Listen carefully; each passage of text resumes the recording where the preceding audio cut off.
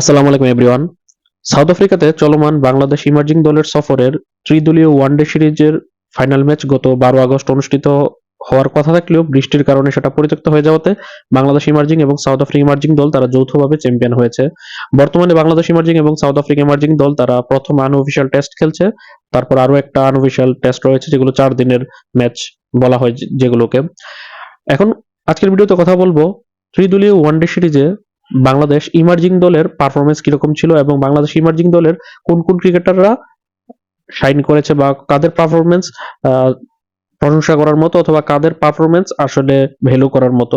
এরকম 4 থেকে 5 জন ক্রিকেটার আমি পেয়েছি যাদের পারফরমেন্স নিয়ে আলোচনা বা প্রশংসা করা যায়।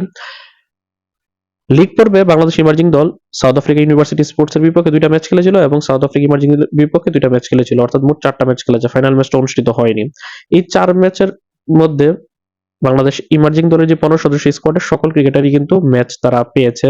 7 জন ব্যাটসম্যান, 4 জন অলরাউন্ডার এবং 4 জন বোলারকে নিয়ে গঠিত বাংলাদেশ ইমার্জিং দলের 7 ব্যাটসম্যানের মধ্যে 3 জন ব্যাটসম্যান শাহাদাত দীপু, ইফতেখার হোসেন ইফতি এবং মাহফুজুল ইসলাম রবিন, এই 3 জন ক্রিকেটার 4টা ম্যাচেই তারা খেলার সুযোগ পেয়েছে। অন্যদিকে অধিনায়ক জাকির হাসান খেলেছে 3 match, wicket keeper batsman Irfan Sukkur এবং মাহিদুল ইসলাম অঙ্কন খেলেছে 2টা করে ম্যাচ এবং ওপেনার হাবিবুর রহমান সোহান খেলেছে একটা ম্যাচ। জাকির হাসান 3 ম্যাচ খেলেছে, কোনো ম্যাচেই ভালো পারফর্ম করতে পারেনি। আর যারা 4টা করে ম্যাচ খেলেছে এর মধ্যে থেকে মাহফুজুল ইসলাম রবিন এবং ইফতেখার হোসেন ইফতির performance up to the mark না, যতটা শাহাদাত হোসেন দীপু ভালো পারফর্ম করেছেন। রবিন 4 ম্যাচ খেলেছে, প্রথম ম্যাচে 73 বলে 40 রান করেছে, যেটা ওয়ানডের সাথে স্ট্রাইক রেটটা আসলে মানানসই না। দ্বিতীয় ম্যাচে যদি 39 বলে 34 রান করেছে, যেটা ওয়ানডের সাথে মানানসই। তৃতীয় ম্যাচে 15 বলে 8 রান করে আউট হয়ে গেছে এবং চতুর্থ ম্যাচে 101 বলে 61 রান করেছে, এটাও ওয়ানডে ক্রিকেটের স্ট্রাইক রেটের সাথে মানানসই না। 73 বলে 40, 101 বলে 61, এগুলো আসলে ওয়ানডে ক্রিকেটের সাথে স্ট্রাইক রেট একদমই যায় না। তাই মাহফুজুল ইসলাম রবিন খুব ভালো করেছে বা তাকে আপনারা টপে রাখতে পারবেন সেটা বলা যাবে না। অন্যদিকে 4 নম্বরে খেলা ইফতেখার হোসেন ইফতি 4 ম্যাচে খেলেছে। প্রথম ম্যাচে ভালো করতে পারেনি, সিঙ্গেল ডিজিট আউট হয়ে গেছে। দ্বিতীয় ম্যাচে যদিও 86 বলে 71 রান করে অপরাজিত ছিল, ভালো করেছে, প্রশংসা করার মতো ম্যাচ এটা। তৃতীয় ম্যাচে আবারও অফ ফর্মে 22 বলে 17 রান করে আউট হয়ে গেছে। চতুর্থ ম্যাচে 15 বলে 8 রান করে অপরাজিত ছিল। বলার মতো পারফরমেন্স বললে 86 বলে 71 বলা যায়। চতুর্থ ম্যাচে তো খুব বেশি একটা ব্যাট করার সুযোগ পায়নি। তবে ইফতি এবং রবিন থেকে ব্যাটার পারফরমেন্স করেছে শাহাদাত হোসেন দীপু, যে 4 ম্যাচের মধ্যে 2টাতে 50 ওভার ইনিংস খেলেছে। তৃতীয় এবং চতুর্থ ওয়ানডেতে 2টাতে 70 ওভার ইনিংস খেলেছে। প্রথম যে ম্যাচটা সে খেলেছে সেখানে হয়তোবা ভালো করতে পারেনি, 16 বলে 8 রান করে আউট হয়ে গেছে। তবে দ্বিতীয় ম্যাচে ভালো একটা স্টার্ট পেয়েছিল, 12 বলে 18 রান করেছে। তৃতীয় ম্যাচে 56 বলে 73 রানের একটা বিধ্বংসী ইনিংস খেলেছে, অপরাজিত ছিল এবং চতুর্থ ম্যাচে সে 89 বলে 72 রান করে অপরাজিত ছিল। এই পরপর 2টা ম্যাচে 73, 72, পাশাপাশি একটা ম্যাচে স্টার্ট পেয়েছে। সেই হিসাব করলে রবিন এবং ইফতি থেকে বেটার পারফরমেন্স করেছে শাহাদাত হোসেন দীপু। তাই আমি বলবো যে এই যে 15 সদস্য স্কোয়াডের পারফরমেন্সের মধ্যে যদি একটু টপ 4-5টা ক্রিকেটার সিলেক্ট করতে, এর মধ্যে একটা ক্রিকেটার থাকবে শাহাদাত হোসেন দীপু।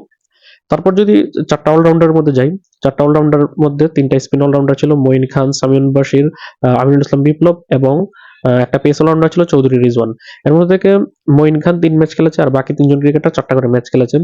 মঈন খান 3 ম্যাচ খেলে একটাতে ব্যাট করার সুযোগ পেয়েছে, ডাক মেরে আউট হয়ে গেছেন।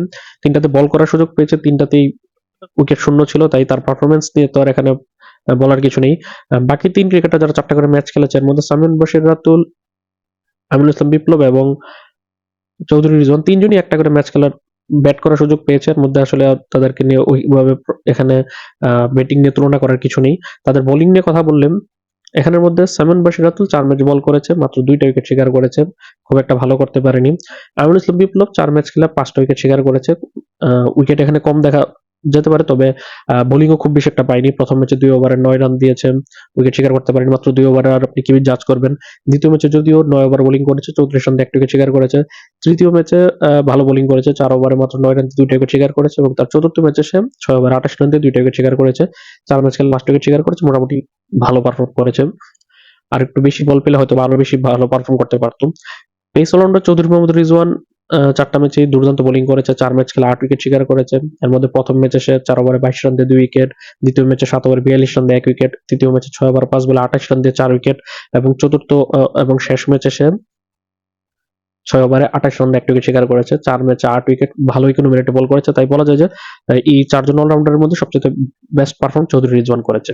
তাহলে ২ টা ভালো পারফর্মার বা টপ পারফর্মার আমরা পেয়ে গেলাম। একটা হচ্ছে ব্যাটসম্যান শাহাদাত হোসেন দীপু এবং আরেকজন হচ্ছে অলরাউন্ডার চৌধুরী রিজওয়ান। যদিও ব্যাট করার সুযোগ পায়নি, তার বোলিংটাকে আমরা প্রাধান্য দিচ্ছি। 4 জন যে জেনুইন বোলার ছিল, বাঁহাতি স্পিনার আবু হাশিম এবং ৩ টা পেসারের মধ্যে বাঁহাতি স্পিনার আবু হাশিম ১ ম্যাচে খেলার সুযোগ পেয়েছে। ১০ ওভার ২৭ রানে ১ উইকেট শিকার করেছে। যেহেতু কমপক্ষে ৩-৪ টা ম্যাচ খেলেনি সে, তাই তাকে বিবেচনায় আনছি না। বাকি ৩ পেসারের মধ্যে পেসার এনামুল হক ২ ম্যাচ খেলেছে। ২ ম্যাচ খেলে ভালো করতে পারেনি। ৩ টা করে ম্যাচ খেলেছে ২ লিড পেসার ইকবাল হোসেন ইমন এবং রহমতুল্লাহ বর্ষণ, এবং এই ২ জন ক্রিকেটারই টপ পারফর্মার লিস্টে ২ জনই থাকবে। ইকবাল হোসেন ইমন প্রথম ৩ টা ম্যাচ খেলেছে। ৩ ম্যাচ খেলে ৭ টা উইকেট শিকার করেছে। প্রথম ম্যাচে সে ৬ ওভারে মাত্র ২৫ রানে ১ উইকেট শিকার করেছে। দ্বিতীয় ম্যাচে 5 অর্জন করেছে ১০ ওভার ৪৩ রানে ৫ উইকেট। তৃতীয় ম্যাচে ৭ ওভারে ৪৪ রানে ১ উইকেট শিকার করেছে। ৩ ম্যাচের বিবেচনায় একটা 5 অর্জন করেছে। সেই হিসাব করলে ইকবাল হোসেন ইমন ভালো বোলিং করেছেন। অন্যদিকে পেসার রহমতুল্লাহ বর্ষণ সে শেষ ৩ টা ওয়ানডে ম্যাচ খেলেছে, দ্বিতীয়, তৃতীয় এবং চতুর্থ ওয়ানডে ম্যাচ। এর মধ্যে ৩ টা ম্যাচ মিলে সে ৯ উইকেট শিকার করেছে, একটা 5 আছে।